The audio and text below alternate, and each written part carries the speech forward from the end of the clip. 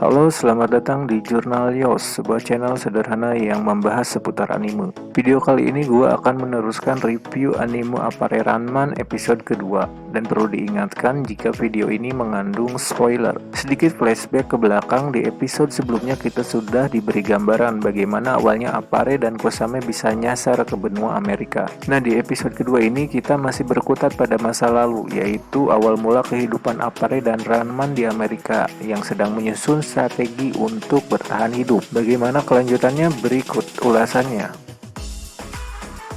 Setelah menginjakan kaki di Amerika, tentu saja Appare dan Kosame tidak tahu apa yang akan mereka lakukan. Tapi sebenarnya yang sangat gelisah itu adalah Kosame seorang, sedangkan si Appare memiliki ketertarikan pada mesin-mesin yang ada di Amerika. Beruntungnya mereka diberi pinjam tempat tinggal oleh kapten kapal berupa barak kapal yang tidak terpakai. Ya, mereka memang sangat beruntung. Setelah kapal uapnya diderek di tengah laut, sekarang dikasih tempat tinggal meskipun cuma barak di pelabuhan. Tapi yang jadi soal adalah bagaimana caranya mereka mendapatkan kerja untuk bisa makan. Di sini kita tahu jika Kosame lah yang sangat gelisah pada hidup mereka. Dia berkeliling mencari kerja ke sana kemari, namun semuanya ditolak. Hingga suatu waktu mereka pun melihat pertarungan jalanan yang membayar menggunakan uang. Cara kerjanya, seseorang bisa daftar untuk bertarung dan dia harus bayar terlebih dahulu. Jika dia menang, maka dia akan dapat uang lebih banyak dari uang daftarnya. Sedangkan jika dia kalah, maka uang pendaftaran akan hangus dan menjadi milik si petarung. Karena hal tersebut, Appare pun memiliki ide untuk meniru, tapi dengan menumbalkan Kosame sebagai petarung. Dan tak disangka ternyata Kosame sangat ahli dalam pertarungan. Hal ini tentunya wajar karena dia adalah seorang samurai yang memiliki dojo sendiri. Dengan begitu mereka pun bisa mendapatkan uang dan bisa makan. Sungguh sederhana sekali usaha yang mereka lakukan di negeri orang. Anehnya, ada saja orang yang menantang bertarung dan membayar. Pada suatu waktu, Appare dan Kosama melihat iring-iringan mobil yang sedang konvoi di jalan raya. Karena insting keingintahuannya, Appare pun mengejar mobil-mobil tersebut dan sampailah dia di arena balap mobil. Ternyata di sana sedang ada pengumuman mengenai balapan mobil yang akan segera dilaksanakan beberapa hari kemudian.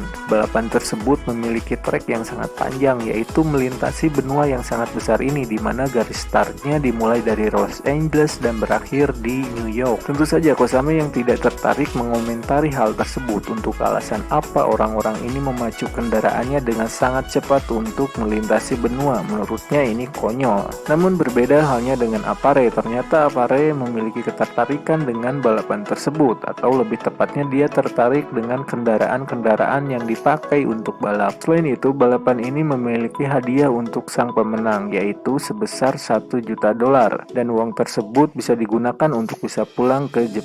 Mengetahui hal tersebut, Kosame pun ikut membantu Appare untuk bisa mengikuti lomba.